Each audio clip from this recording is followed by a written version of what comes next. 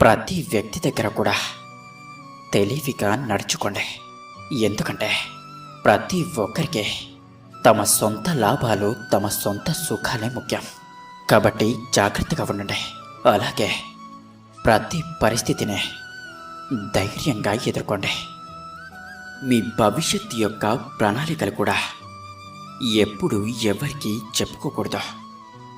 ఎందుకంటే అవి మీ శత్రువుల వరకు చేరితే వారు మీ దారికి ఏ విధంగానైనా అడ్డుపడక మానరు. వారు తప్పకుండా అడ్డుపడతారు.